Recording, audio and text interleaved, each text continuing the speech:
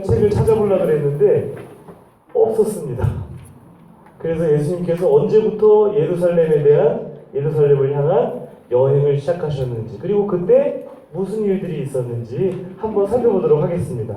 관심 있으신가요? 네. 그래서 우리가 복음 말씀을 읽고 묵상하면서 사순시기를 특별히 예수님의 순환과 십자가의 의미를 다시 한번 생각해 보자는 그런 취지에서 준비했습니다. 저도 이 강의를 준비하면서 제 개인적으로도 너무 뜻깊었다고 혼자서 자부했습니다.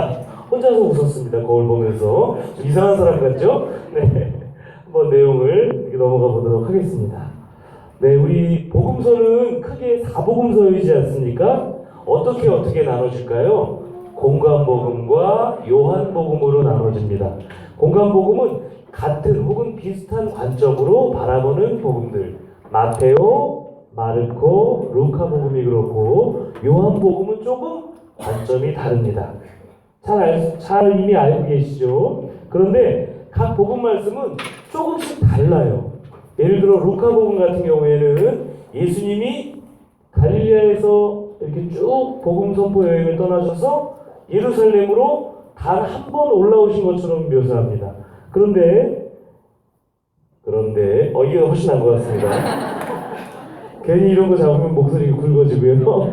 그런데 요한복음에서는 예수님께서 평생 예루살렘을 3번 방문하신 것으로 이렇게 나와 있어요.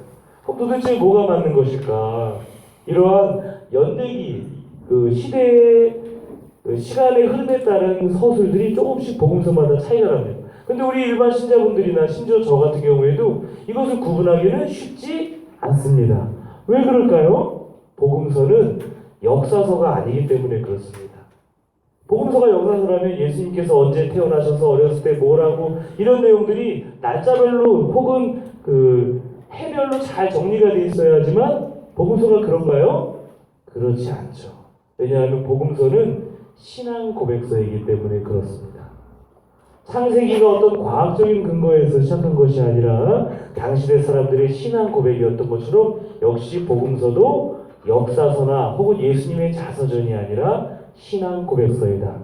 그럼에도 불구하고 무엇이 보다 더 예수님의 행적과 조금 더 가까운 것일까? 이렇게 물어본다면 우리는 뭐라고 대답하겠습니까? 바로 마르코 복음이다. 마르코 복음이 가장 오래된 복음이기 때문에 그렇습니다. 그렇기 때문에 마테오, 마르코, 루카, 요한복음 중에서 가장 오래된 복음은 마르코 복음이고 루카와 마테오 그리고 요한까지도 마르코 복음을 참조해서 복음을 서술했을 것이다 라고 하는 것이 오늘날 성서학계의 정설입니다.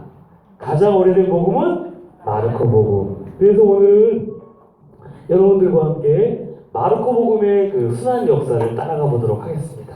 다음 장 부탁드리겠습니다. 자, 예수님의 순환 사건은 언제 일어난 것일까요? 예수님께서는 들어보셨죠? 니산달 15일에 돌아가신 겁니다. 니산달 15일. 태양력을 따르면 기원 후 7년 4월 30일 금요일에 돌아가신 겁니다. 여기서는 니산달 15일이라고 표현을 합니다.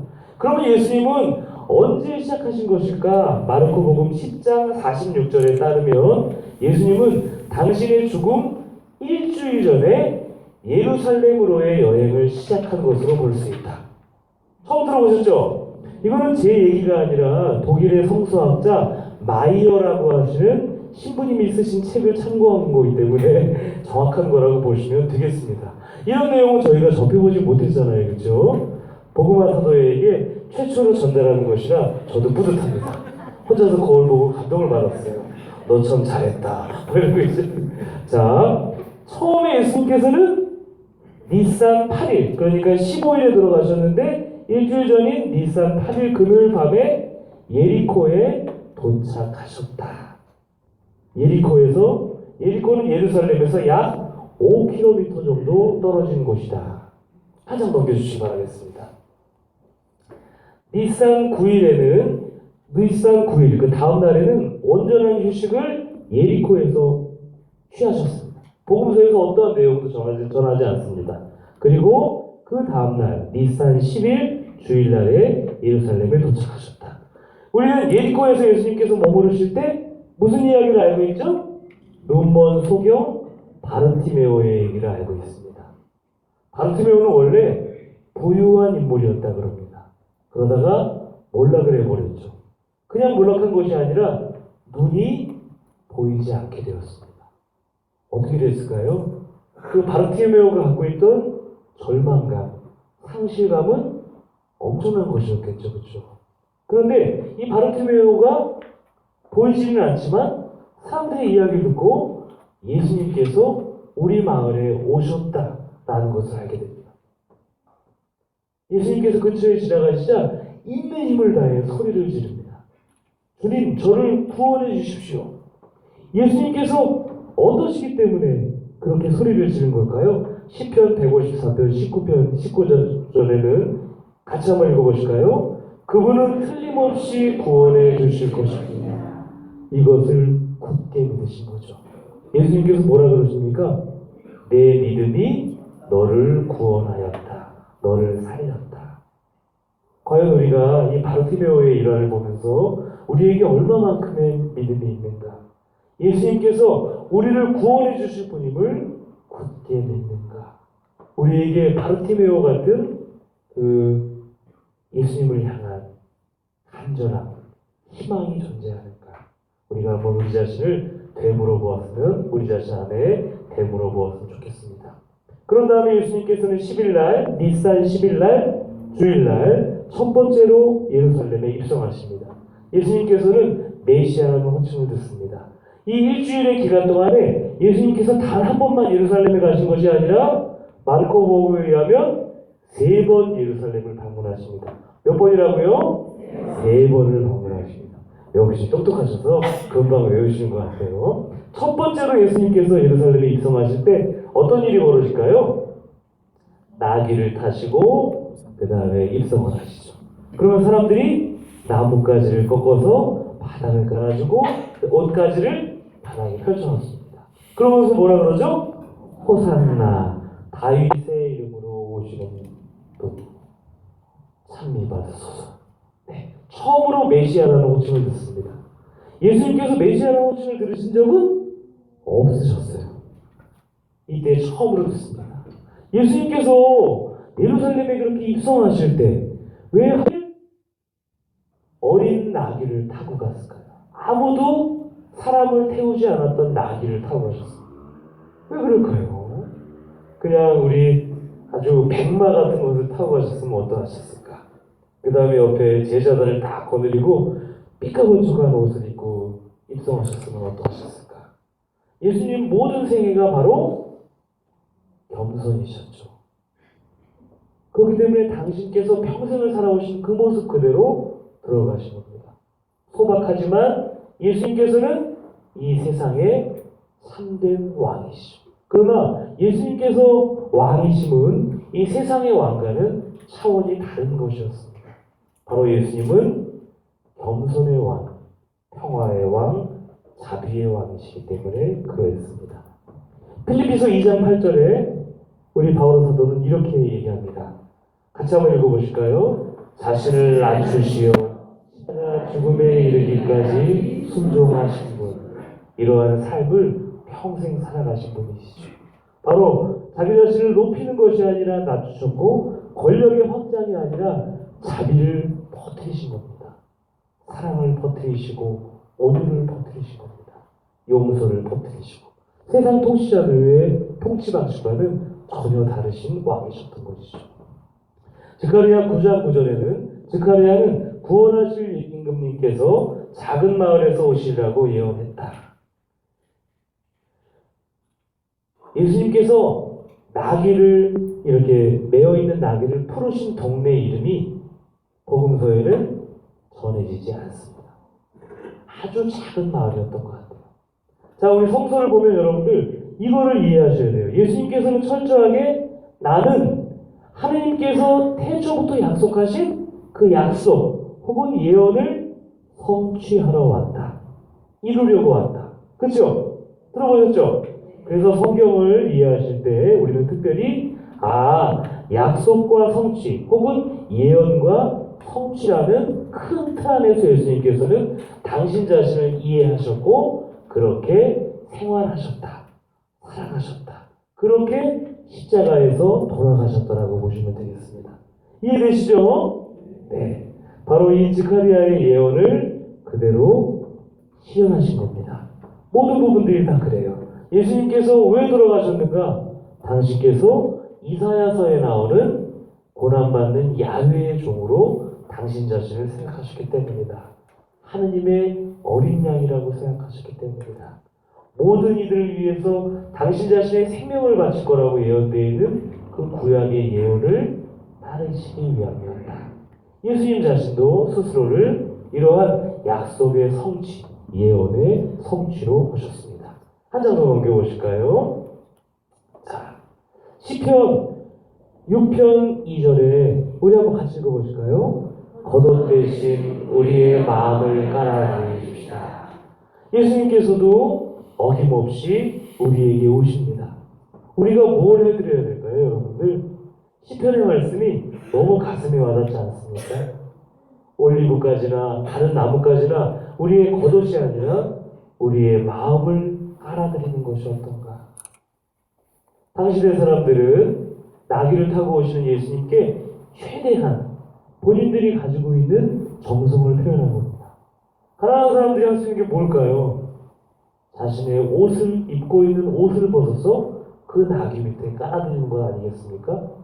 그리고 그 신성한 산에 올라가서 나뭇가지를 꺾어서 부드러운 나뭇가지를 꺾어서 나귀가 지나갈 수 있도록 바닥에 깔아드리는 것이 아니겠습니까? 단지 그 나뭇가지와 자신들이 입고 있던 옷이었지만 그것은 단지 나뭇가지와 옷이 아니라 바로 그들의 왕을 메시아를 대하는 마음이었던 것이죠. 우리는 오시는 주님께 무엇을 내드려야 하는가?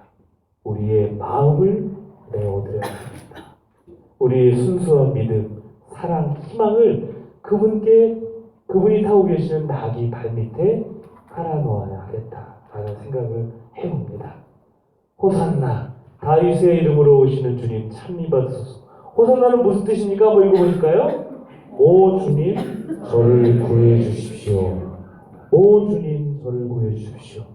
오시는 주님을 맞이하면서 우리 마음을 사랑과 믿음과 희망으로 가득 찬 우리의 마음을 깔아주시고 우리도 그 바르텔로메오 혹은 예루살렘 입성을 하실 때 그 서 있던 수많은 군중처럼 오 주님, 저를 구해 주십시오.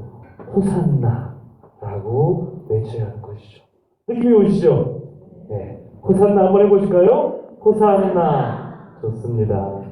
그날 예수님과 일행은 성전에 처음으로 방문하신 후에 베타니아에서 하룻밤을 보내십니다. 베타니아는 아주 유명한 곳이죠. 누가 살고 있었을까요? 마르타와 마리아, 라자로가 살고 있던 그 집이었다. 예수님께서는 베타니아에 처음 가신 것일까요? 아니면 여러 번 방문하셨을까요? 여러 번 방문하셨죠. 아마도 예수님과 제자들의 근거지가 아닌가 싶습니다. 이제부터 예수님께서는 계속 베타니아에서 보내세요. 당신 집처럼 보냅니다. 그래서 우리 복음서에서도 여러 가지 일화 속에 예수님이 마르타와 마리아 이야기도 들었고, 그렇죠? 라자로의 죽음 이야기도 들었죠? 이것이 다 예루살렘에서 아주 가까운 한 2km 정도밖에 떨어지지 않은 베타니아에서 일어난 일입니다.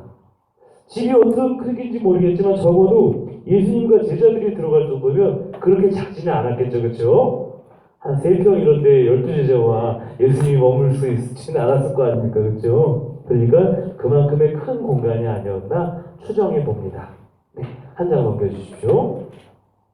자, 니산달 11일. 이제 얼마 안 남았죠, 여러분들? 8일부터 시작했으니까 지금이 11일입니다. 월요일에 두 번째로 예루살렘에서 방문하십니다. 그때 열매 맺지 못하는 무화과 나무에게 뭐라고 막 하시죠, 그렇죠?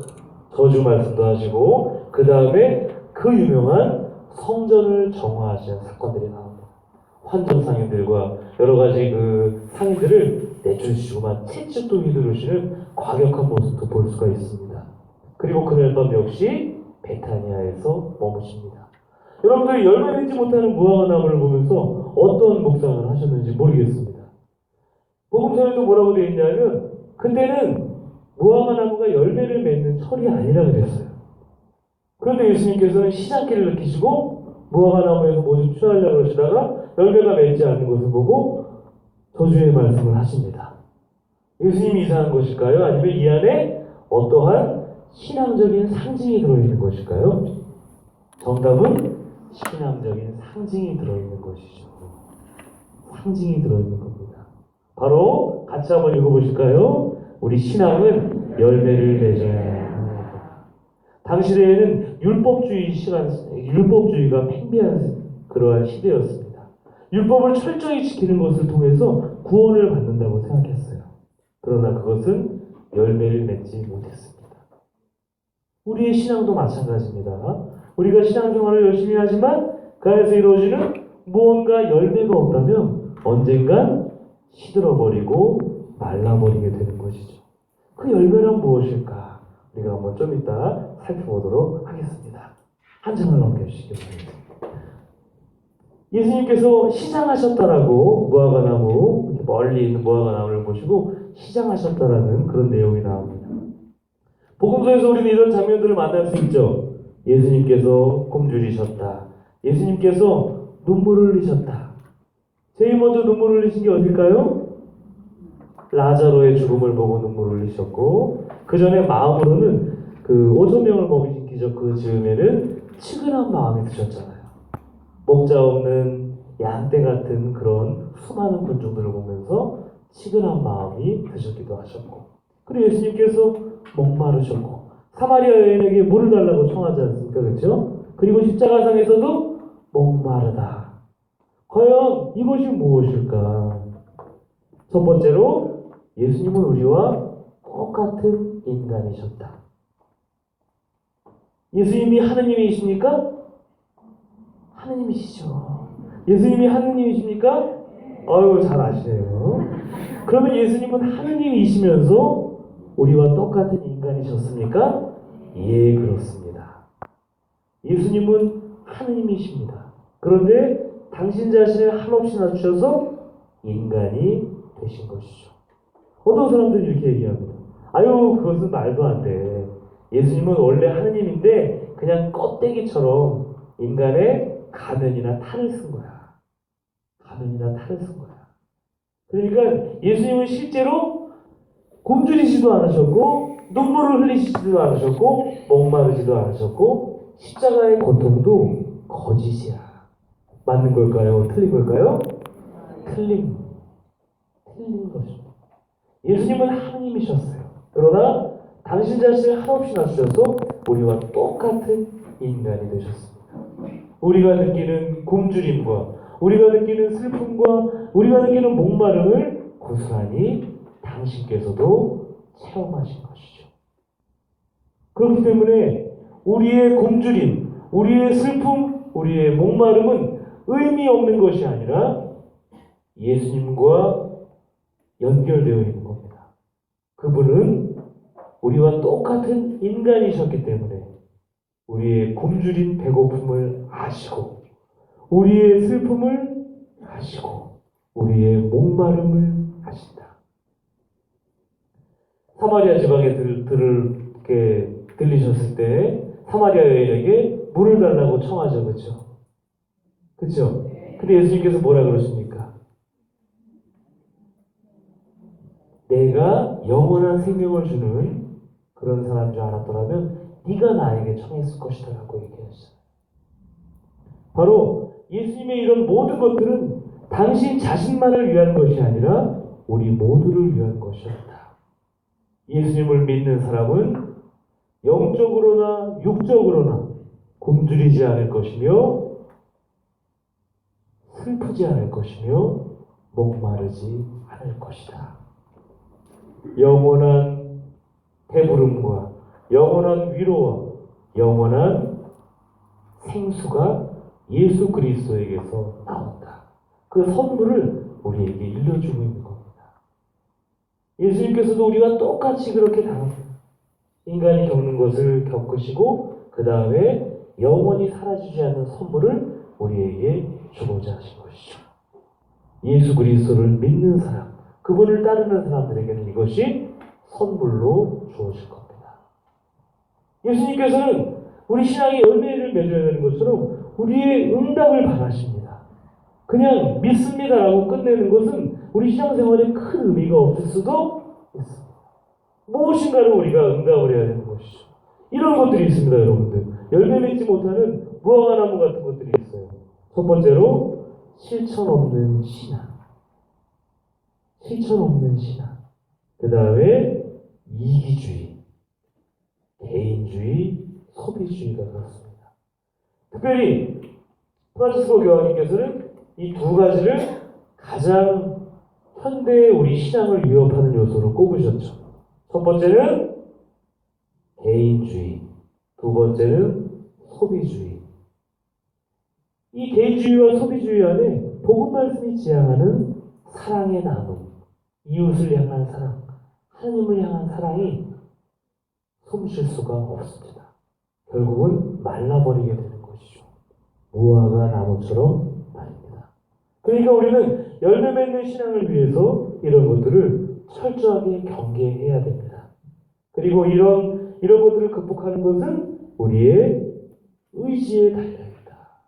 우리가 의지적으로 노력을 해야 된다. 한 장 더 넘겨주시기 바라겠습니다. 예수님께서 성전을 정하시죠. 그런데 우리 세속적인 기준이 우리 교회 안에 들어와 있으면 어떻게 될까요? 큰일 나는 것이죠. 특별히 우리 복음화 사도회 안에 들어왔다고 생각해 보십시오. 장사꾼의 장사하는 곳으로 바뀔 수 있어요. 막말로 우리 지금 공동체에 보통 한 10분 정도 계시나요? 10분이 갯돈을 시작하는 겁니다. 갯돈을 시작하는 거예요. 그 다음에 자금이 부족하면 누구한테 빌리기 시작하는 겁니다. 점점 자금을 확장하고 사업체 하나를 운영하게 돼요.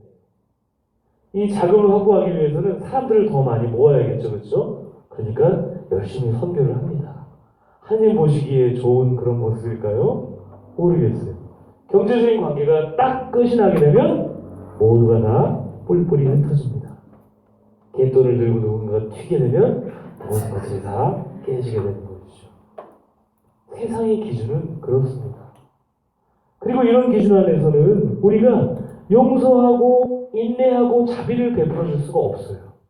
세상은 내가 커져야 되고 남들이 작아져야 되기 때문에 그렇습니다. 세상에서 우리는 그것을 배웠잖아요, 몸으로. 그게 싫어서.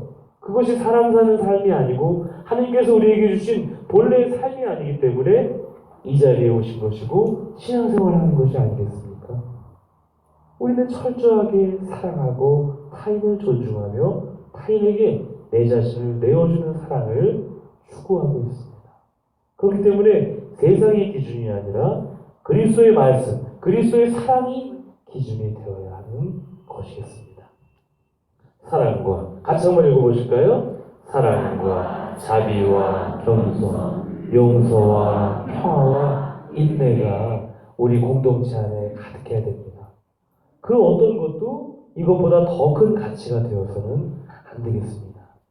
예전에 신학생 때 이렇게 어떤 그 책들이 많이 나왔는데 개신교에서 나온 책들이었는데 제가 너무 싫어했어요. 리포트 쓰라고 해서 어쩔 수 없이 썼지만 경영자 예수 그리스도, 최고 경영자, 기업 윤리와 그리스도교 정신 이렇게 되어 있는 거예요. 너무 싫더라고요. 교회가 확장하기 위해서 어떻게 해야 되는가 이런 거예요. 물론 서비스를 받는 사람도 좋지만 과연 교회가 무슨 수익을 내는 것도 아니고 저는 그때 너무 충격을 받았어요. 리포트를 내긴 냈습니다. 신분은 돼야 되기 때문에. 네. 예수님께서 뭐라고 말씀하시죠? 여기는 강도의 소굴이 아니다. 기도하는 집이 되어야 한다. 같이 한번 읽어보실까요? 기도는 선에 맞서는 온갖 것을 없애는 힘이 있다. 입술로만이 아니라 마음 깊은 곳에서 우러나오는 기도가 되어야 한다. 예수님께서 유혹에 빠지지 않도록 기도하여라. 너희가 무엇을 기도할지 혹은 너희가 청하는 것을 장황하게 설명할 필요가 없다고 말씀하셨습니다. 하늘에 계신 너희 아버지께서는 너희에게 필요한 것을 이미 알고 계신다. 기억나시죠? 유혹에 빠지지 않도록 깨어 기도하여라. 입술로만 바치는 기도는 큰 의미가 없습니다. 오히려 기도가 지겨워져요. 제가 두려워하는 게 솔직하게 말씀드려서 십자가의 길을 두려워해요. 왜 그럴까요? 어렸을 때 그걸로 몇 번 벌을 받았어요. 복사단 할 때 선생님한테 벌을 받았어요. 야, 복사해보내 말 안 들었고 또 들었으니까 십자가의 길 하고 와. 하는 거죠. 그래서 너무 힘든 거예요. 14초. 차라리 묵주기도 5단위는 안 돼. 그래서 선생님한테 묵주기도를 하고 싶습니다. 선생님 뭘로 그랬더니 선생님께서 양팔 묵주기도를 하고 계시네. 아직도 어깨가 좀 안 좋은 것 같아요. 기도교육이었습니까 이게? 아니죠. 그때는 잘 몰랐지만 스님께서 잘못하신 것 같아요. 기도는 절대 벌이 되어서는 안 되겠다. 그리고 기도가 입술로 바치는 것은 큰 의미가 없습니다. 뭐라고 되어 있나요? 마음 깊은 곳에서 하나님을 향한 사랑의 마음으로 바치는 기도가 되어야 되겠다. 무엇을 하든지 간에 이것이 참된 기도입니다. 그리고 우리가 기도하면서 과연 이루어질까? 아니죠. 의심을 버려야 합니다. 의심을 버리면 이 산더러 저 산으로 옮기라고 해도 그렇게 될 것이다. 실제로 그것을 본 적이 있나요? 없어요. 그렇게 기도를 해본 적이 없습니다. 해본 적 있어요? 솔직히 일산을 놓고 의정부로 가거라. 기도해 본 적 있어요? 그럼 더 이상 일산이 아니니까 영산이 되는 거죠, 여러분들. 네, 모르겠어요. 아우구스티노 성인은 뭐라고 얘기하셨냐면 그렇게 설령 누군가가 진실한 마음으로 기도한다면 그렇게 될 수도 있다고 저는 믿습니다. 이렇게 한 거예요. 본인은 그렇게 기도해 본 적이 없지만 모르겠습니다. 기도에서 제일 중요한 것은 의심을 버리고 믿는 것입니다. 그런데 여러분들 이따가 또 한번 살펴보겠지만 하나님께서 이루시는 것이 예전에도 제가 몇 번 설명해 드렸어요. 하나님께서 우리에게 주시는 것이 기도에 대한 하나님의 응답이 꼭 우리가 생각하는 것과 일치할까요? 아니죠. 그럼에도 불구하고 하나님께서는 당신의 자녀들에게 더 크고 더 좋은 것을 100배, 50배, 100배, 1000배로 주신다는 것을 믿으십니까? 네. 이것이 중요한 거예요. 우리 눈에는 그것이 기도에 대한 응답이 아니고 혹은 우리를 더 힘들게 하는 것이라도 그것이 하나님께서 이루어 가실 우리를 늘 사랑하시는 하나님께서 이루어 가실 더 큰 선물이라는 것을 상상하지 못하는 선물이라는 것을 우리가 믿어야 한다는 겁니다. 한번 여러분들 생각해 보세요. 나는 하나님 아버지를 사랑합니다. 그분과 온전히 일치된 마음으로 기도하고 선행을 베풀면서 살아왔습니다. 그런데 하나님께서는 저에게 십자가를 주셨습니다. 십자가상 죽음을 주셨습니다. 예수님께서 뭐라고 기도하셨습니까? 겟세마네 동산에서 아버지 하실 수만 있다면 이 잔을 내게서 거두어 달라고. 그러나 내 뜻대로 하지 마시고 아버지 뜻대로 하소서. 엄청난 거잖아요. 예수님을 한번 묵상해 보세요. 예수님께서도 인간이셨기 때문에 십자가를 피하시고자 하셨습니다. 너무 괴로워하셨어요. 그래서 복음서에서는 피땀을 흘리면서 기도했다고 전하지 않습니까? 인간적인 눈으로 하나님은 주신 것이 아니에요. 어떻게 보면 실패한 것이고 어떻게 보면 처참한 상황으로 예수님을 몰고 가신 것이죠. 그런데 하나님께서는 그것을 통해서 엄청난 것을 이루셨다는 것. 예수 그리스도를 믿는 모든 사람이 죄와 죽음과 율법에서 온전한 자유를 얻고 영원한 생명의 나라에 들어갈 수 있는 길을, 부활의 길을 열어주셨다는 것을.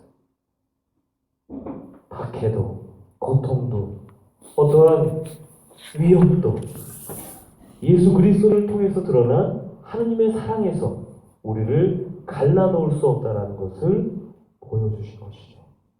엄청난 겁니다. 십자가가 십자가에서만 끝났으면 우리가 믿는 신앙은 존재하지 않습니다. 십자가 뒤에 더 큰 것이 있기 때문에 우리는 오히려 저에게도 십자가를 달라고 하나님께 정하는 것이죠. 인간적인 눈으로 볼 것이 아니에요. 하나님은 선하신가요? 아니면 그냥 두 분 계시냐고요? 괜찮아요. 대답 안 하시는데 피곤하실 때 목 잠기시고 그러면 괜찮습니다. 하나님은 선하시다. 그리고 우리에게 우리 인간의 이성을 초월해서 그 선하심으로 더 큰 것을 베푸신다. 비록 우리 눈에는 그렇게 보이지 않더라도 그것은 우리가 상상할 수 없을 만큼의 큰 축복이자 선물이다. 이것을 굳게 믿으셨으면 좋겠습니다. 의심을 버리고 믿는 사람들아, 너희는 행복하다.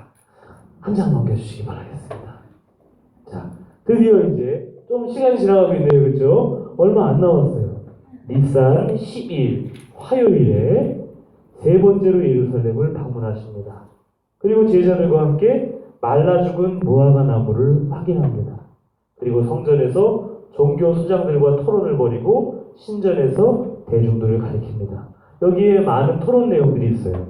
카이사르의 것은 카이사르에게 돌리고 하느님의 것은 하느님에게 돌려라. 이런 내용들도 들어있고 그 다음에 7 이렇게 형제들이 쭉 죽었는데 누구의 아내가 되겠습니까? 오이가 사두가이파들은 부활을 믿지 않았거든요. 그렇기 때문에 예수님께서 거기에서 하신 말씀도 나오고 자, 우리가 한번 보겠습니다. 카이사르의 것은 카이사르에게 하느님의 것은 하느님께 모든 만물, 우리들이 갖고 있는 모든 것의 주인은 우리입니까? 하느님입니까? 이것이 중요합니다. 모든 것은 하느님의 것이다. 모든 것은 하느님의 것이다. 예전에 주일학교에서 제가 그런 얘기를 했나봐요. 어린이들한테 어린이 미사 때 강론을 했나봐요. 제 어린이 미사 강론은 2분밖에 안 해요. 3분이 넘어가면 애들이 집중을 안 합니다. 2분밖에 안 하는데 제가 그랬나봐요. 무슨 말을 했어요. 이제 집에 간 거죠, 이 꼬마가. 보통 엄마들이 그런 얘기 많이 하지 않습니까? 예를 들어 뭐 데레사야, 너는 누구 거야? 엄마 거지? 애가 대답을 안 하더래요. 너 엄마 거 맞잖아. 아니야. 너 엄마 거야. 엄마가 낳았잖아. 애가 뭐라는 줄 아세요? 오늘 성당에서 신부님이 그러셨는데 나는 하느님의 것이래. 오 마이 갓. 제가 그렇게 훌륭한 얘기를 했더라고요. 그러면서 애들 강론할 때 조금 더 2분이지만 내용을 잘 담아야겠구나 이런 생각을 했어요. 우리의 생명, 우리가 가지고 있는 재물, 재화, 이 모든 것은 우리 것이 아니라 하느님의 것이다. 우리는 그것을 잠시 맡아 갖고 있는 사람이다. 예를 들어 우리가 이 세상을 떠납니다. 우리가 가져갈 수 있나요? 흙 한 점도 못 가져갑니다. 어떤 분들은 그런 얘기를 하시죠. 죽어봤어요? 모르겠어요. 혹시 가져갈 거 있나? 모르겠습니다만 모든 것의 주인은 하느님이시다. 우리는 단지 그것을 잠깐 이 현세에서 맡고 있는 뭐 청지기 정도 될지 모르겠습니다. 예수님의 복음 말씀에서도 약은 청지기나 청지기 비유가 나오는 것을 여러분들 알고 계시죠? 우리 것이 아니라는 것. 그리고 나서 이제 포도원 소작일의 비유가 나옵니다. 어떤 주인이 소작이들에게 딱 포도밭을 맡겼습니다. 이제 소출할 때가 다가온 거예요. 소출할 때가 다가오니까 종을 보내는 거죠. 그런데 이 소작이들이 더러는 죽이고 더러는 매질합니다. 이것이 계속 반복됩니다. 그러니까 이 포도밭의 주인은 뭐라고 생각할까요? 내 아들이야 알아보겠지. 그래서 외아들을 보냅니다. 그랬더니 이 소작이들이 멀리서 보고 뭐라고 얘기할까요? 저자가 상속자다. 저자를 죽이고 포도밭을 우리가 빼앗자. 그 다음에 어떤 일이 발생했습니까? 포도원 주인이 그 소작이들을 모조리 다 죽여버리는 이런 끔찍한 내용들이 복음서에 나오게 되는 것이죠. 자, 그러면 이제 여러분들 예수님께서 예루살렘에 입성하셨는데 퀴즈를 내겠습니다. 예수님께서는 당신께서 돌아가실 것을 알고 계셨을까요? 네. 아, 정답이시네요. 역시 깜짝 놀랐어요. 어떤 근거로 그렇습니까? 겟세마니에서 피땀 흘리셨고 또 제자들에게 여러 번에 걸쳐서 당신께서 죽으신 후에 사흘 만에 부활하실 것이라는 것을 말씀하셨고 그 다음에 또 그 외에 많아요. 괜찮아요. 이밖에 알아내지 못한 많은 것들. 이밖에 알아내지 못한 많은 것들이 있습니다. 이미 복음서에서 이미 여러 번 암시됐죠. 그런데 제자들은 이것을 이해했을까요? 이해하지 못했을까요? 이해하지 못했습니다. 부활이라는 것을 경험해보지 않았기 때문에 그렇습니다. 그렇죠? 여러분들 부활에 대해서 어떻게 생각하십니까? 돌아가 보셨어요? 저도 몰라요. 그러나 믿습니다. 내가 사랑하고 그리고 나를 사랑하시는, 한없이 사랑하시는 우리 주 예수 그리스도께서 약속하신 것이기 때문에 부활의 희망을 가지고 살아가는 것이죠. 아직 우리는 살아있습니다. 그리고 부활이 하나님께서 우리를 사랑하시는 그 사랑이 변함없다면 우리의 끝, 우리의 죽음은 죽음이 아니라 또 다른 영원한 삶으로 올라간다는 것을 우리는 부활의 희망 속에 믿으면서 살아가는 것이죠. 그렇죠? 고맙습니다. 예수님께서는 당신의 죽음을 분명하게 알고 계셨습니다. 한 장을 넘겨주시기 바라겠습니다.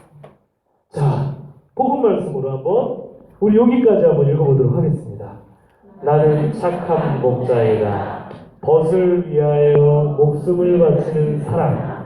내가 너희를 사랑한 것처럼 너희도 서로 사랑하여라. 예수님께서 하신 다른 암시예요. 나는 착한 목자이다. 착한 목자는 자기 양들을 위하여 목숨을 바친다. 나는 너희를 종이라 부르지 않고 친구라, 벗이라 부르겠다. 벗을 위하여 자기 목숨을 바치는 것보다 더 큰 사랑은 없다. 내가 너희에게 명하는 계명은 바로 이것이다. 내가 너희를 사랑하는 것처럼 너희도 서로 사랑하라. 예수님께서는 이미 당신의 죽음을 예견하시고 복음서 곳곳에서 당신 자신은 우리를 위하여 그 사랑 때문에 목숨을 바치시겠다고 약속하신 것입니다. 그럼에도 불구하고 겟세마네 동산에서 힘드셨어요. 우리들이 예수님의 입장으로 한번 인간 예수님으로 돌아가고, 지극히 인간적인 것에만 국한되면 안 돼요. 왜냐하면 예수님은 하느님이시면서 인간이시기 때문에 그렇습니다. 인간적인 관점으로 한번 봐보세요. 내가 타인을 위해 목숨을 바치겠다. 여러 번 결심하고 자신의 삶을 그렇게 살아왔지만 그 죽음의 순간이 임박했었을 때 어땠을까요? 극심한 번민과 공포 혹은 두려움이 몰려오지 않았을까 싶습니다. 복음서에서는 그것이 여과 없이 그대로 우리에게 전해주고 있습니다. 예수님께서는 인간이시다라는 것을 우리에게 보여주기 위함이었죠. 그래서 그런 분들이 생략된 것이 아니라 그대로 복음서 안에 들어가 있는 겁니다. 하느님이시면서 참 인간이셨던 예수님. 예수님께서는 당신께서 하신 이 말씀 그대로 평생을 살아가셨습니다. 십자가상에서 돌아가시는 그 순간까지 당신께서 원래 살려고 했던, 하느님께서 당신의 외아들을 세상에 보내주신 그 소명, 그 사명 그대로 살아가셨던 것이죠. 자, 그리고 나서 이제 예수님께서는 가장 큰 계명에 대해서 말씀하십니다. 너의 마음과 힘과 정신을 다해서 너의 하느님을 사랑하고 이웃을 자기 자신처럼 사랑해야 한다. 하느님 사랑과 이웃 사랑이 따로 떨어질 수 있나요? 없습니다. 하느님을 사랑하면서 이웃을 사랑하지 않는 사람은 하느님을 사랑한다고 얘기할 수 없는 것이고, 이웃을 사랑하면서 하느님을 사랑하지 않는 사람은 이웃을 사랑한다고 할 수 있는 것이 아닙니다. 하느님을 사랑하는 사람은 이웃을 사랑하는 사람이고, 이웃을 사랑하는 사람은 하느님을 사랑하는 사람이어야 합니다. 이 두 가지가 함께 가는 것이죠. 그런데 보다 더 크고 중요한 것이 있다면 하느님을 사랑하는 겁니다. 하느님의 사랑은 우리 안에서 그대로 머무르는 것이 아니라 이웃을 향하도록, 예수님의 모든 말씀들이 하느님과 나에게만 머무르는 것이 아니라 이웃을 향하도록 가리키고 있지 않습니까? 벗을 위하여 자기 목숨을 바치는 것보다 더 큰 사랑은 없다. 하느님을 사랑하는 사람은 이웃을 사랑하게 되어 있습니다. 그런데 하느님을 사랑하면서 이웃을 사랑하지 않는 사람은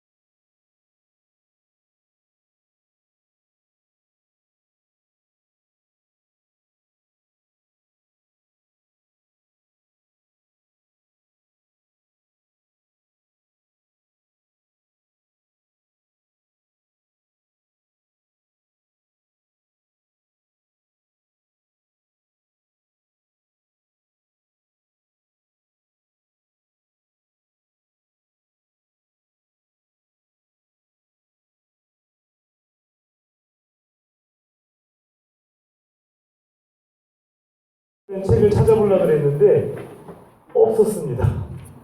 그래서 예수님께서 언제부터 예루살렘을 향한 여행을 시작하셨는지, 그리고 그때 무슨 일들이 있었는지 한번 살펴보도록 하겠습니다. 관심 있으신가요? 네. 그래서 우리가 복음 말씀을 읽고 묵상하면서 사순시기를 특별히 예수님의 순환과 십자가의 의미를 다시 한번 생각해 보자는 그런 취지에서 준비했습니다. 저도 이 강의를 준비하면서 제 개인적으로도 너무 뜻깊었다고 혼자서 자부했습니다. 혼자서 웃었습니다. 거울 보면서. 좀 이상한 사람 같죠? 네. 한번 내용을 이렇게 넘어가 보도록 하겠습니다. 네, 우리 복음서는 크게 4복음서이지 않습니까? 어떻게 나눠질까요? 공관복음과 요한복음으로 나눠집니다. 공관복음은 같은 혹은 비슷한 관점으로 바라보는 복음들, 마테오, 마르코, 루카복음이 그렇고 요한복음은 조금 관점이 다릅니다. 잘 이미 알고 계시죠? 그런데 각 복음 말씀은 조금씩 달라요. 예를 들어 루카복음 같은 경우에는 예수님이 갈릴리아에서 이렇게 쭉 복음 선포 여행을 떠나셔서 예루살렘으로 단 한 번 올라오신 것처럼 묘사합니다. 그런데 이게 훨씬 나은 것 같습니다. 괜히 이런 거 잡으면 목소리가 굵어지고요. 그런데 요한복음에서는 예수님께서 평생 예루살렘을 3번 방문하신 것으로 이렇게 나와 있어요. 도대체 뭐가 맞는 것일까? 이러한 연대기, 시간의 흐름에 따른 서술들이 조금씩 복음서마다 차이가 납니다. 근데 우리 일반 신자분들이나 심지어 저 같은 경우에도 이것을 구분하기는 쉽지 않습니다. 왜 그럴까요? 복음서는 역사서가 아니기 때문에 그렇습니다. 복음서가 역사서라면 예수님께서 언제 태어나셔서 어렸을 때 뭐라고 이런 내용들이 날짜별로 혹은 해별로 잘 정리가 돼 있어야 하지만 복음서가 그런가요? 그렇지 않죠. 왜냐하면 복음서는 신앙 고백서이기 때문에 그렇습니다. 창세기가 어떤 과학적인 근거에서 시작한 것이 아니라 당시의 사람들의 신앙 고백이었던 것처럼 역시 복음서도 역사서나 혹은 예수님의 자서전이 아니라 신앙 고백서이다. 그럼에도 불구하고 무엇이 보다 더 예수님의 행적과 조금 더 가까운 것일까? 이렇게 물어본다면 우리는 뭐라고 대답하겠습니까? 바로 마르코 복음이다. 마르코 복음이 가장 오래된 복음이기 때문에 그렇습니다. 그렇기 때문에 마테오, 마르코, 루카, 요한복음 중에서 가장 오래된 복음은 마르코 복음이고 루카와 마테오 그리고 요한까지도 마르코 복음을 참조해서 복음을 서술했을 것이다 라고 하는 것이 오늘날 성서학계의 정설입니다. 가장 오래된 복음은 마르코 복음. 그래서 오늘은 여러분들과 함께 마르코 복음의 순환 역사를 따라가 보도록 하겠습니다. 다음 장 부탁드리겠습니다. 자, 예수님의 순환 사건은 언제 일어난 것일까요? 예수님께서는 들어보셨죠? 니산달 15일에 돌아가신 겁니다. 니산달 15일. 태양력을 따르면 기원 후 7년 4월 30일 금요일에 돌아가신 겁니다. 여기서는 니산달 15일이라고 표현을 합니다. 그러면 예수님은 언제 시작하신 것일까? 마르코 복음 10장 46절에 따르면 예수님은 당신의 죽음 일주일 전에 예루살렘으로의 여행을 시작한 것으로 볼 수 있다. 처음 들어보셨죠? 이거는 제 얘기가 아니라 독일의 성서학자 마이어라고 하시는 신부님이 쓰신 책을 참고한 거기 때문에 정확한 거라고 보시면 되겠습니다. 이런 내용은 저희가 접해보지 못했잖아요. 그렇죠? 복음화 사도에게 최초로 전달하는 것이라 저도 뿌듯합니다. 혼자서 거울 보고 감동을 받았어요. 너 참 잘했다. 이런 거 있어요. 자, 처음에 예수님께서는 니산 8일, 그러니까 15일에 들어가셨는데 일주일 전인 니산 8일 금요일 밤에 예리코에 도착하셨다. 예리코는 예루살렘에서 약 5km 정도 떨어진 곳이다. 한 장 넘겨주시기 바라겠습니다. 니산 9일, 그 다음 날에는 온전한 휴식을 예리코에서 취하셨습니다. 복음서에서 어떠한 내용도 전하지 않습니다. 그리고 그 다음날 니산 10일 주일날에 예루살렘에 도착하셨다. 우리는 예리코에서 예수님께서 머무르실 때 무슨 이야기를 알고 있죠? 눈먼 소경 바르티메오의 얘기를 알고 있습니다. 바르티메오는 원래 부유한 인물이었다 그럽니다. 그러다가 몰락을 해버렸죠. 그냥 몰락한 것이 아니라 눈이 보이지 않게 되었습니다. 어떻게 됐을까요? 그 바르티메오가 갖고 있던 절망감, 상실감은 엄청난 것이었겠죠. 그렇죠? 그런데 이 바르티메오가 보이지는 않지만 사람들의 이야기를 듣고 예수님께서 우리 마을에 오셨다라는 것을 알게 됩니다. 예수님께서 근처에 지나가시자 있는 힘을 다해 소리를 지릅니다. 주님, 저를 구원해 주십시오. 예수님께서 어떠시기 때문에 그렇게 소리를 지른 걸까요? 시편 154편 19편 19절에는 같이 한번 읽어보실까요? 그분은 틀림없이 구원해 주실 것입니다. 이것을 굳게 믿으신 거죠. 예수님께서 뭐라 그러십니까? 내 믿음이 너를 구원하였다. 너를 살렸다. 과연 우리가 이 바르티메오의 일화를 보면서 우리에게 얼마만큼의 믿음이 있는가? 예수님께서 우리를 구원해 주실 분임을 굳게 믿는가? 우리에게 바르티메오 같은 그 예수님을 향한 간절함, 희망이 존재하는가? 우리가 한번 우리 자신을 되물어 보았으면 우리 자신 안에 되물어 보았으면 좋겠습니다. 그런 다음에 예수님께서는 10일날, 니산 10일날, 주일날 첫 번째로 예루살렘에 입성하십니다. 예수님께서는 메시아라는 호칭을 듣습니다. 이 일주일의 기간 동안에 예수님께서 단 한 번만 예루살렘에 가신 것이 아니라 마르코복음에 의하면 3번 예루살렘을 방문하십니다. 몇 번이라고요? 3번을 방문하십니다.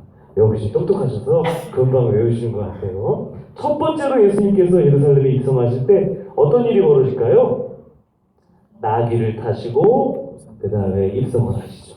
그러면 사람들이 나뭇가지를 꺾어서 바닥을 깔아주고 옷가지를 바닥에 펼쳐놓습니다.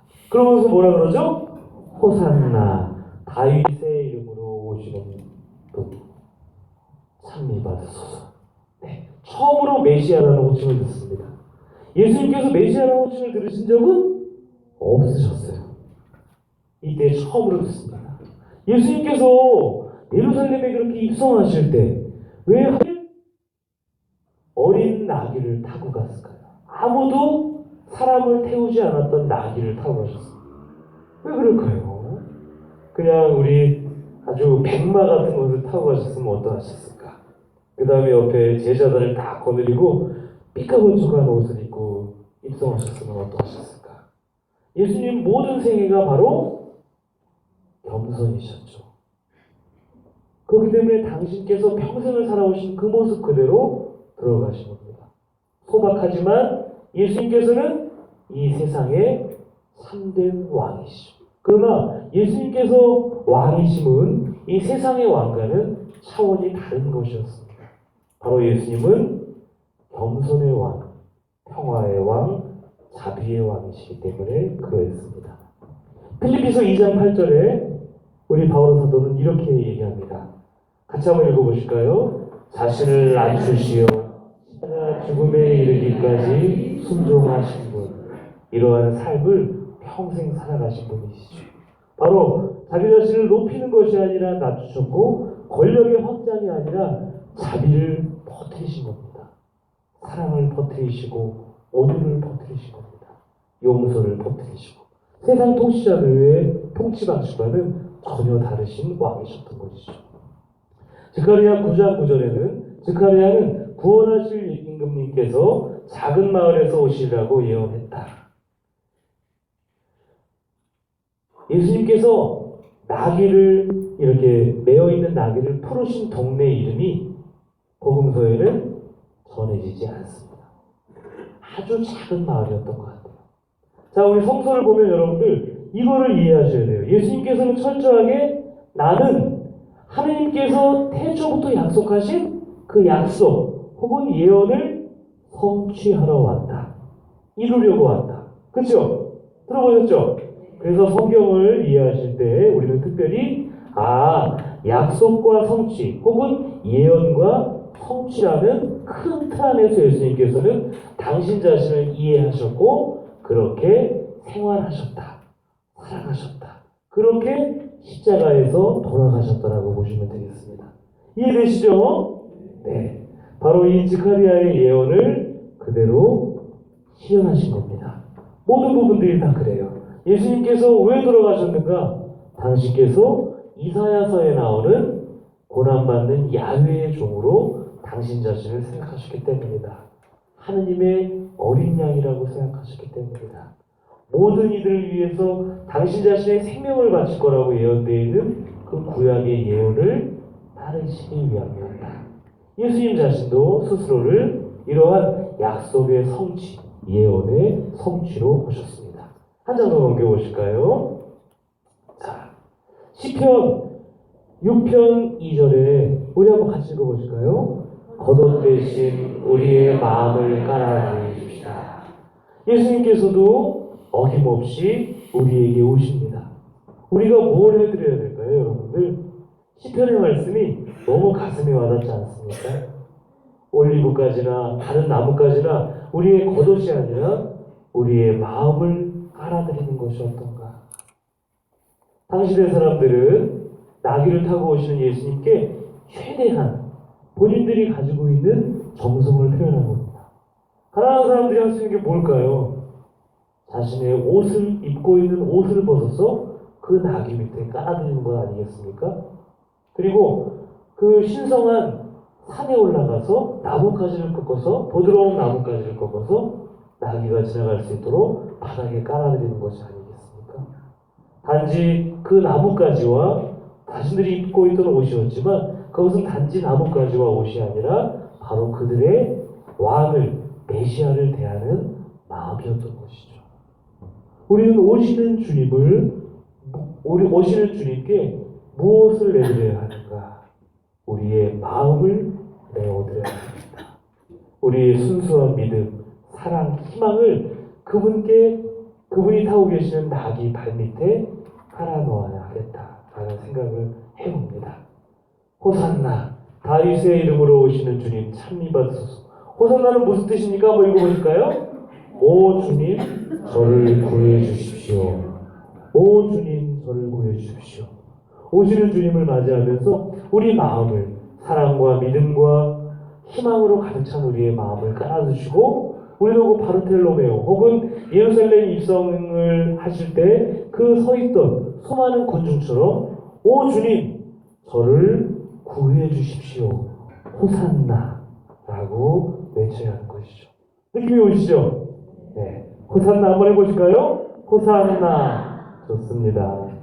그날 예수님과 일행은 성전에 처음으로 방문하신 후에 베타니아에서 하룻밤을 보내십니다. 베타니아는 아주 유명한 곳이죠. 누가 살고 있었을까요? 마르타와 마리아, 라자로가 살고 있던 그 집이었다. 예수님께서는 베타니아에 처음 가신 것일까요? 아니면 여러 번 방문하셨을까요? 여러 번 방문하셨죠. 아마도 예수님과 제자들의 근거지가 아닌가 싶습니다. 이제부터 예수님께서는 계속 베타니아에서 보내세요. 당신 집처럼 보냅니다. 그래서 우리 복음서에서도 여러 가지 일화 속에 예수님이 마르타와 마리아 이야기도 들었고, 그렇죠? 라자로의 죽음 이야기도 들었죠? 이것이 다 예루살렘에서 아주 가까운 한 2km 정도밖에 떨어지지 않은 베타니아에서 일어난 일입니다. 집이 어떤 크기인지 모르겠지만 적어도 예수님과 제자들이 들어갈 정도면 그렇게 작지는 않았겠죠, 그렇죠? 한 3평 이런데 12제자와 예수님이 머물 수 있지는 않았을 거 아닙니까, 그렇죠? 그러니까 그만큼의 큰 공간이 아니었나 추정해 봅니다. 네, 한 장 넘겨주십시오. 자, 니산달 11일. 이제 얼마 안 남았죠, 여러분들? 8일부터 시작했으니까 지금이 11일입니다. 월요일에 두 번째로 예루살렘에서 방문하십니다. 그때 열매 맺지 못하는 무화과 나무에게 뭐라고 막 하시죠, 그렇죠? 저주 말씀도 하시고 그 다음에 그 유명한 성전을 정화하시는 사건들이 나옵니다. 환전 상인들과 여러 가지 그 상인들을 내쫓으시고만 채찍도 휘두르시는 과격한 모습도 볼 수가 있습니다. 그리고 그날 밤 역시 베타니아에서 머무십니다. 여러분들이 열매 맺지 못하는 무화과 나무를 보면서 어떤 묵상을 하셨는지 모르겠습니다. 복음서에도 뭐라고 되어 있냐면 그때는 무화과 나무가 열매를 맺는 철이 아니라 그랬어요. 그런데 예수님께서는 시장기를 느끼시고 무화과 나무에서 뭐 좀 취하려고 그러시다가 열매가 맺지 않는 것을 보고 저주의 말씀을 하십니다. 예수님이 이상한 것일까요? 아니면 이 안에 어떠한 신앙적인 상징이 들어있는 것일까요? 정답은 신앙적인 상징이 들어있는 것이죠. 상징이 들어있는 겁니다. 바로 같이 한번 읽어보실까요? 우리 신앙은 열매를 맺어야 합니다.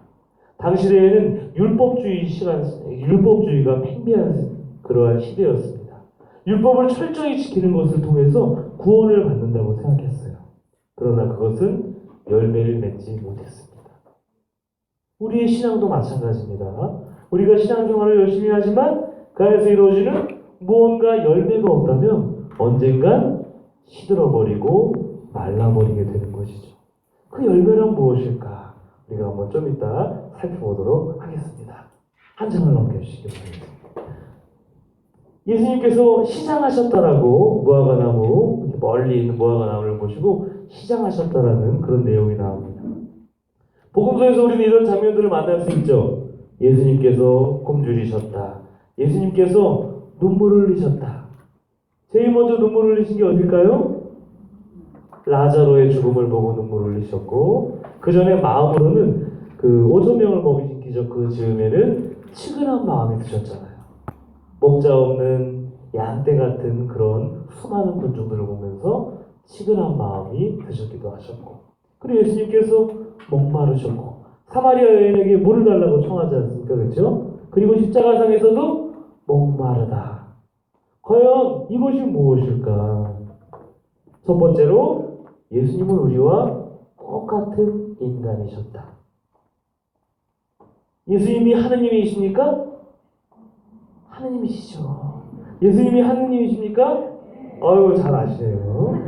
그러면 예수님은 하느님이시면서 우리와 똑같은 인간이셨습니까? 예, 그렇습니다. 예수님은 하느님이십니다. 그런데 당신 자신을 한없이 낮추셔서 인간이 되신 것이죠. 어떤 사람들은 이렇게 얘기합니다. 아유, 그것은 말도 안 돼. 예수님은 원래 하느님인데 그냥 껍데기처럼 인간의 가면이나 탈을 쓴 거야. 가면이나 탈을 쓴 거야. 그러니까 예수님은 실제로 굶주리지도 않으셨고 눈물을 흘리시지도 않으셨고 목마르지도 않으셨고 십자가의 고통도 거짓이야. 맞는 걸까요? 틀린 걸까요? 틀린 것입니다. 예수님은 하느님이셨어요. 그러나 당신 자신을 한없이 낮추셔서 우리와 똑같은 인간이 되셨습니다. 우리가 느끼는 굶주림과 우리가 느끼는 슬픔과 우리가 느끼는 목마름을 고스란히 당신께서도 체험하신 것이죠. 그렇기 때문에 우리의 굶주림, 우리의 슬픔, 우리의 목마름은 의미 없는 것이 아니라 예수님과 연결되어 있는 겁니다. 그분은 우리와 똑같은 인간이셨기 때문에 우리의 굶주린 배고픔을 아시고 우리의 슬픔을 아시고 우리의 목마름을 아신다. 사마리아 지방에 들리셨을 때 사마리아 여인에게 물을 달라고 청하죠. 그렇죠? 그렇죠? 근데 예수님께서 뭐라 그러십니까? 내가 영원한 생명을 주는 그런 사람인 줄 알았더라면 네가 나에게 청했을 것이다 라고 얘기했어요.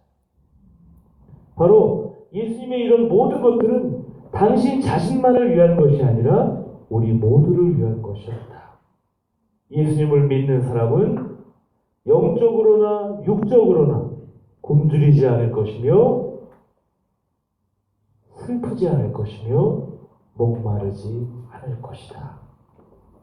영원한 배부름과 영원한 위로와 영원한 생수가 예수 그리스도에게서 나온다. 그 선물을 우리에게 일러주고 있는 겁니다. 예수님께서도 우리가 똑같이 그렇게 당합니다. 인간이 겪는 것을 겪으시고 그 다음에 영원히 사라지지 않는 선물을 우리에게 주고자 하신 것이죠. 예수 그리스도를 믿는 사람, 그분을 따르는 사람들에게는 이것이 선물로 주어질 겁니다. 예수님께서는 우리 신앙의 열매를 맺어야 되는 것처럼 우리의 응답을 바라십니다. 그냥 믿습니다라고 끝내는 것은 우리 신앙생활에 큰 의미가 없을 수도 있습니다. 무엇인가를 우리가 응답을 해야 되는 것이죠. 이런 것들이 있습니다, 여러분들. 열매 맺지 못하는 무화과나무 같은 것들이 있어요. 첫 번째로 실천 없는 신앙. 실천 없는 신앙. 그 다음에 이기주의, 개인주의, 소비주의가 그렇습니다. 특별히 프란치스코 교황님께서는 이 두 가지를 가장 현대의 우리 신앙을 위협하는 요소로 꼽으셨죠. 첫 번째는 개인주의, 두 번째는 소비주의.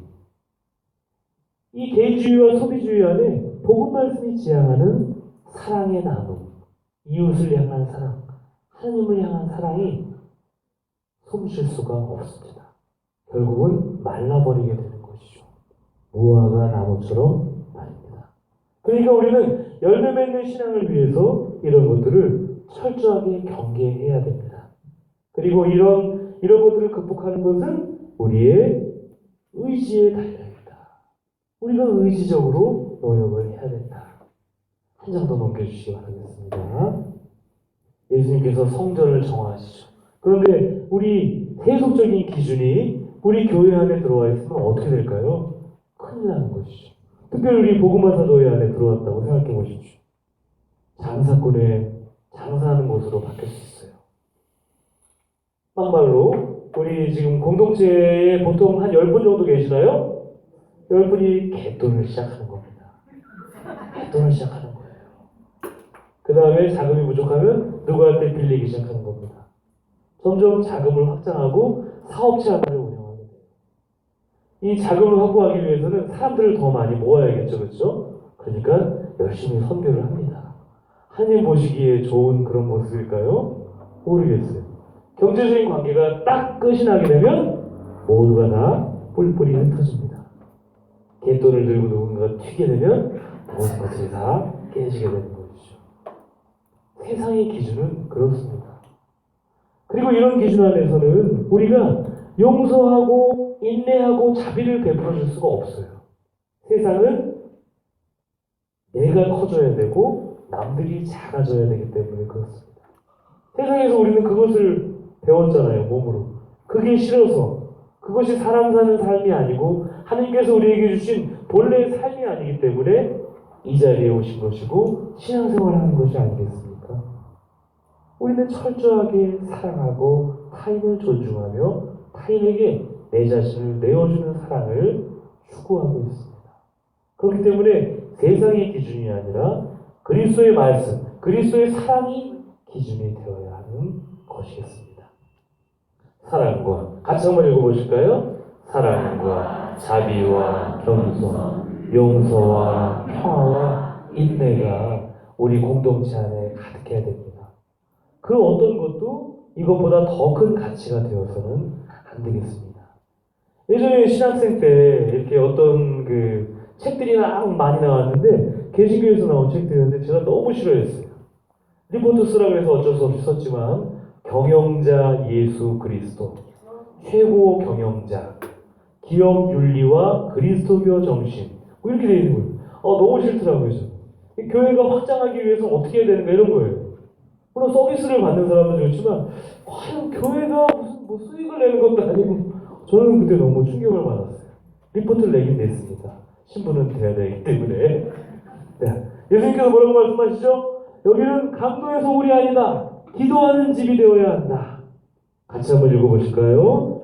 기도는 선에 맞서는 온갖 것을 없애는 힘이 있다. 입술로만이 아니라 마음 깊은 곳에서 우러나오는 기도가 되어야 한다. 예수님께서 유혹에 빠지지 않도록 기도하여라. 너희가 무엇을 기도할지 혹은 너희가 청하는 것을 장황하게 설명할 필요가 없다고 말씀하셨습니다. 하늘에 계신 너희 아버지께서는 너희에게 필요한 것을 이미 알고 계신다. 기억나시죠? 유혹에 빠지지 않도록 깨어 기도하여라. 입술로만 바치는 기도는 큰 의미가 없습니다. 오히려 기도가 지겨워져요. 제가 두려워하는 게 솔직하게 말씀드려서 십자가의 길을 두려워해요. 왜 그럴까요? 어렸을 때 그걸로 몇 번 벌을 받았어요. 복사단 할 때 선생님한테 벌을 받았어요. 야, 복사위원회 말 안 들었고 또 들었으니까 십자가의 길 하고 와. 하는 거죠. 그래서 너무 힘든 거예요. 14초. 차라리 묵주기도 5단위는 안 돼. 그래서 선생님한테 묵주기도 하고 싶습니다. 선생님 뭘로 그랬더니 선생님께서 양팔 묵주기도 하늘에 계시네. 아직도 어깨가 좀 안 좋은 것 같아요. 기도고요겠습니까 이게? 아니죠.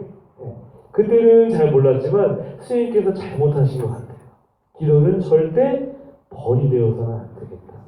그리고 기도가 입술로 바치는 것은 큰 의미가 없습니다. 뭐라고 되어 있나요?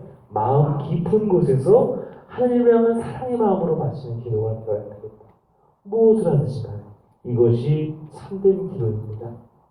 그리고 우리가 기도하면서 과연 이루어질까? 아니죠. 의심을 버려야 합니다. 의심을 버리면 이 산더러 저 산으로 옮기라고 해도 그렇게 될 것이다. 실제로 그것을 본 적이 있나요? 없어요. 그렇게 기도를 해본 적이 없습니다. 해본 적 있어요? 솔직히 일산을 놓고 의정부로 가거라. 기도해 본 적 있어요? 그럼 더 이상 일산이 아니니까 영산이 되는 거죠, 여러분들. 네, 모르겠어요. 아우구스티노 성인은 뭐라고 얘기하셨냐면 그렇게 설령 누군가가 진실한 마음으로 기도한다면 그렇게 될 수도 있다고 저는 믿습니다. 이렇게 한 거예요. 본인은 그렇게 기도해 본 적이 없지만 모르겠습니다. 기도에서 제일 중요한 것은 의심을 버리고 믿는 것입니다. 그런데 여러분들 이따가 또 한번 살펴보겠지만 하나님께서 이루시는 것이 예전에도 제가 몇 번 설명해 드렸어요. 하나님께서 우리에게 주시는 것이 기도에 대한 하나님의 응답이 꼭 우리가 생각하는 것과 일치할까요? 아니죠. 그럼에도 불구하고 하나님께서는 당신의 자녀들에게 더 크고 더 좋은 것을 100배, 50배, 100배, 1000배로 주신다는 것을 믿으십니까? 네. 이것이 중요한 거예요. 우리 눈에는 그것이 기도에 대한 응답이 아니고 혹은 우리를 더 힘들게 하는 것이라도 그것이 하나님께서 이루어 가실 우리를 늘 사랑하시는 하나님께서 이루어 가실 더 큰 선물이라는 것을 상상하지 못하는 선물이라는 것을 우리가 믿어야 한다는 겁니다. 한번 여러분들 생각해 보세요. 나는 하나님 아버지를 사랑합니다. 그분과 온전히 일치된 마음으로 기도하고 선행을 베풀면서 살아왔습니다. 그런데 하나님께서는 저에게 십자가를 주셨습니다. 십자가상 죽음을 주셨습니다. 예수님께서 뭐라고 기도하셨습니까? 겟세마네 동산에서 아버지 하실 수만 있다면 이 잔을 내게서 거두어 달라고. 그러나 내 뜻대로 하지 마시고 아버지 뜻대로 하소서. 엄청난 거잖아요. 예수님을 한번 묵상해 보세요. 예수님께서도 인간이셨기 때문에 십자가를 피하시고자 하셨습니다. 너무 괴로워하셨어요. 그래서 복음서에서는 피땀을 흘리면서 기도했다고 전하지 않습니까? 인간적인 눈으로 하나님은 주신 것이 아니에요.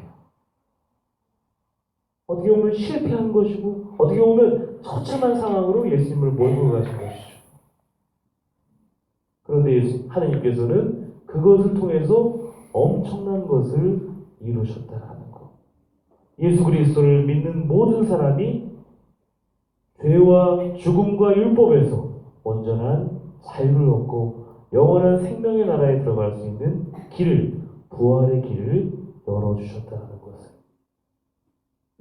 박해도, 고통도, 어떠한 위협도 예수 그리스도를 통해서 드러난 하나님의 사랑에서 우리를 갈라놓을 수 없다는 것을 보여주신 것이죠. 엄청난 겁니다. 십자가가 십자가에서만 끝났으면 우리가 믿는 신앙은 존재하지 않습니다. 십자가 뒤에 더 큰 것이 있기 때문에 우리는 오히려 저에게도 십자가를 달라고 하나님께 정하는 것이죠. 인간적인 눈으로 볼 것이 아니에요. 하나님은 선하신가요? 아니면 그냥 두 분 계시냐고요? 괜찮아요. 대답 안 하셔도 돼요. 피곤하실 때 목 잠기시고 그러면 괜찮습니다. 하나님은 선하시다. 그리고 우리에게 우리 인간의 이성을 초월해서 그 선하심으로 더 큰 것을 베푸신다. 비록 우리 눈에는 그렇게 보이지 않더라도 그것은 우리가 상상할 수 없을 만큼의 큰 축복이자 선물이다. 이것을 굳게 믿으셨으면 좋겠습니다. 의심을 버리고 믿는 사람들아, 너희는 행복하다. 한 장 넘겨주시기 바라겠습니다. 자, 드디어 이제 좀 시간이 지나가고 있네요. 그렇죠? 얼마 안 남았어요. 니산 12일 화요일에 세 번째로 예루살렘을 방문하십니다. 그리고 제자들과 함께 말라 죽은 무화과 나무를 확인합니다.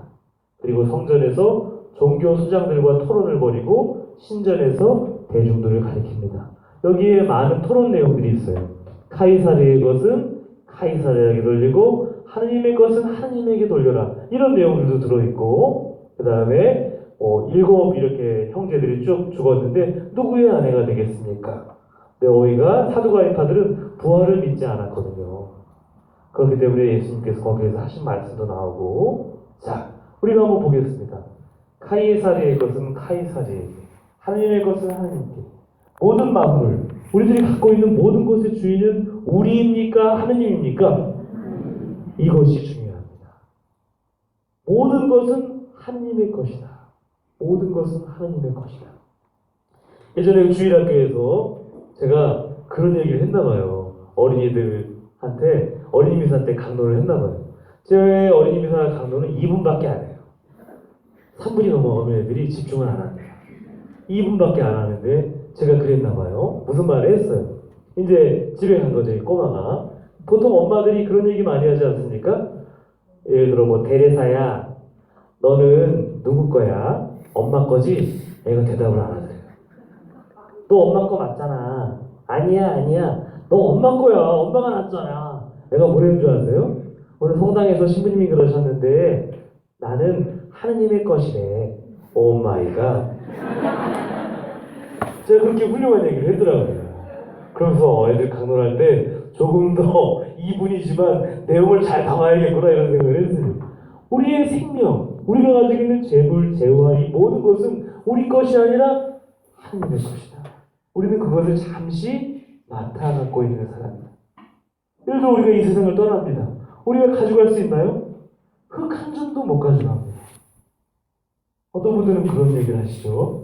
죽어봤어요? 모르겠어요. 혹시 가져갈 거 있나? 모르겠습니다만 모든 것의 주인은 하느님이시다. 우리는 단지 그것을 잠깐 이 현세에서 맡고 있는 뭐 청지기 정도 될지 모르겠습니다. 예수님의 복음 말씀에서도 약은 청지기나 청지기 비유가 나오는 것을 여러분들 알고 계시죠? 우리 것이 아니라는 것. 그리고 나서 이제 포도원 소작일의 비유가 나옵니다. 어떤 주인이 소작이들에게 딱 포도밭을 맡겼습니다. 이제 소출할 때가 다가온 거예요. 소출할 때가 다가오니까 종을 보내는 거죠. 그런데 이 소작이들이 더러는 죽이고 더러는 매질합니다. 이것이 계속 반복됩니다. 그러니까 이 포도밭의 주인은 뭐라고 생각할까요? 내 아들이야 알아보겠지. 그래서 외아들을 보냅니다. 그랬더니 이 소작이들이 멀리서 보고 뭐라고 얘기할까요? 저자가 상속자다. 저자를 죽이고 포도밭을 우리가 빼앗자. 그 다음에 어떤 일이 발생했습니까? 포도원 주인이 그 소작이들을 모조리 다 죽여버리는 이런 끔찍한 내용들이 복음서에 나오게 되는 것이죠. 자, 그러면 이제 여러분들 예수님께서 예루살렘에 입성하셨는데 퀴즈를 내겠습니다. 예수님께서는 당신께서 돌아가실 것을 알고 계셨을까요? 네. 아, 정답이시네요. 역시 깜짝 놀랐어요. 어떤 근거로 그렇습니까?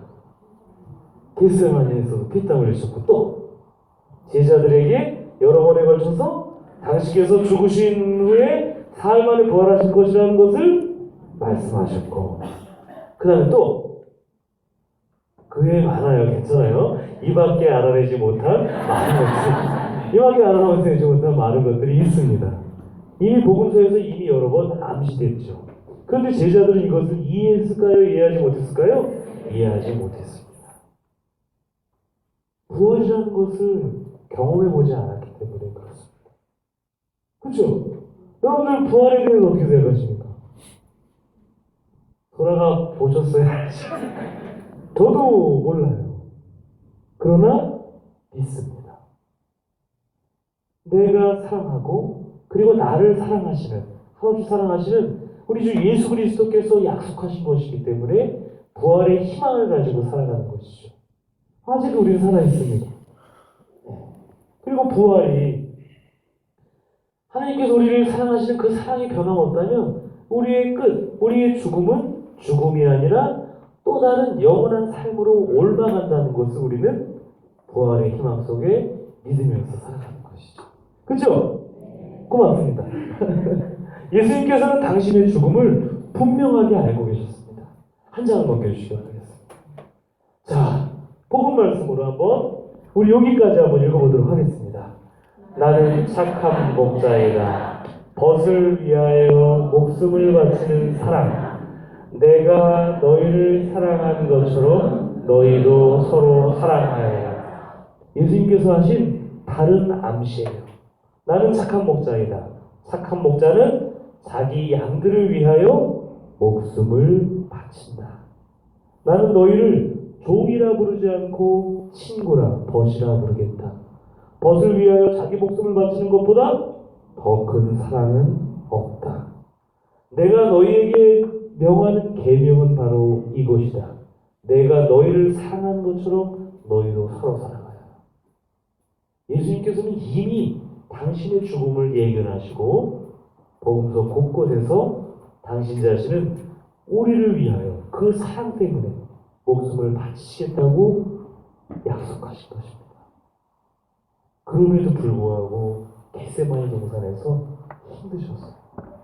우리들이 예수님의 입장으로 한번 인간 예수님으로 돌아가고, 지극히 인간적인 것에만 국한되면 안 돼요. 왜냐하면 예수님은 하느님이시면서 인간이시기 때문에 그렇습니다. 인간적인 관점으로 한번 봐보세요. 내가 타인을 위해 목숨을 바치겠다. 여러 번 결심하고 자신의 삶을 그렇게 살아왔지만 그 죽음의 순간이 임박했었을 때 어땠을까요? 극심한 번민과 공포 혹은 두려움이 몰려오지 않았을까 싶습니다. 복음서에서는 그것이 여과 없이 그대로 우리에게 전해주고 있습니다. 예수님께서는 인간이시다는 것을 우리에게 보여주기 위함이었죠. 그래서 그런 분들이 생략된 것이 아니라 그대로 복음서 안에 들어가 있는 겁니다. 하느님이시면서 참 인간이셨던 예수님. 예수님께서는 당신께서 하신 이 말씀 그대로 평생을 살아가셨습니다. 십자가상에서 돌아가시는 그 순간까지 당신께서 원래 살려고 했던, 하느님께서 당신의 외아들을 세상에 보내주신 그 소명, 그 사명 그대로 살아가셨던 것이죠. 자, 그리고 나서 이제 예수님께서는 가장 큰 계명에 대해서 말씀하십니다. 너의 마음과 힘과 정신을 다해서 너의 하느님을 사랑하고 이웃을 자기 자신처럼 사랑해야 한다. 하느님 사랑과 이웃 사랑이 따로 떨어질 수 있나요? 없습니다. 하느님을 사랑하면서 이웃을 사랑하지 않는 사람은 하느님을 사랑한다고 얘기할 수 없는 것이고, 이웃을 사랑하면서 하느님을 사랑하지 않는 사람은 이웃을 사랑한다고 할 수 있는 것이 아닙니다. 하느님을 사랑하는 사람은 이웃을 사랑하는 사람이고, 이웃을 사랑하는 사람은 하느님을 사랑하는 사람이어야 합니다. 이 두 가지가 함께 가는 것이죠. 그런데 보다 더 크고 중요한 것이 있다면 하느님을 사랑하는 겁니다. 하느님의 사랑은 우리 안에서 그대로 머무르는 것이 아니라 이웃을 향하도록, 예수님의 모든 말씀들이 하느님과 나에게만 머무르는 것이 아니라 이웃을 향하도록 가리키고 있지 않습니까? 벗을 위하여 자기 목숨을 바치는 것보다 더 큰 사랑은 없다. 하느님을 사랑하는 사람은 이웃을 사랑하게 되어 있습니다. 그런데 하느님을 사랑하면서 이웃을 사랑하지 않는 사람은 무언가 그 사랑이 잘못된 것이죠. 잘못된 것입니다. 한 장 넘겨주시기 바라겠습니다. 자, 베드로는 예수님을 몇 번이나 모른다 그랬죠? 3번. 어떤 누가 농담으로 그러더라고요. 나중에 이제 그 세상을 떠난 다음에 베드로 사도가 이제 천국 열쇠를 가지고 있잖아요. 거기에서 이제 뭐 이렇게 베드로 사도를 면접할 거 아닙니까, 그렇죠? 심판관이신 예수님을 만나기 전에 거기를 잘 통과하려면 그거를 하나 가져가면 된대요. 닭을 한 마리 들어가면 돼요. 닭이 올 때마다 베드로 사도가 슬퍼가지고 좀 들어가요. 네. 베드로 사도는 예수님을 3번이나 모른다 그랬습니다. 3번이나 모른다 그랬습니다. 그 예수님이 부활하셔서 베드로에게 묻습니다. 시몬 바르요나야, 너는 나를 사랑하느냐? 예, 주님, 저는 당신을 사랑합니다. 내 양들을 잘 돌보아라. 사랑하느냐? 예, 주님, 저는 사랑합니다. 내 양들을 돌보아라. 3번째로 다시 물으십니다. 베드로 사도가 어땠을까요? 너무 마음이 아팠죠. 주님, 제가 사랑하는지 잘 알고 있지 않습니까? 그래, 베드로야, 내 양들을 잘 돌보아라. 베드로가 3번 예수님을 부인했기 때문에 예수님께서는 3번 다시 물어보심으로써 베드로의 배반을 온전하게 용서해 주신 겁니다. 단지 여기에서 끝나는 것이 아니라 양들을 돌보라고 사명을 주신 것이죠. 우리 모두도 어찌 보면 하나님의 뜻대로 살아가지 않았던 그런 사람들이었습니다. 우리에게도 예수님께서 물으십니다. 나를 사랑하느냐? 예, 주님, 당신을 사랑합니다. 예수님께서 우리에게 똑같이 말씀하십니다. 내 양들을 잘 돌보아라. 예수님을 사랑하는 사람은 자기 안에만 머무는 사람이 아니라 예수님께서 우리에게 맡겨주신 사람들을 잘 돌보는 사람이어야 한다는 것.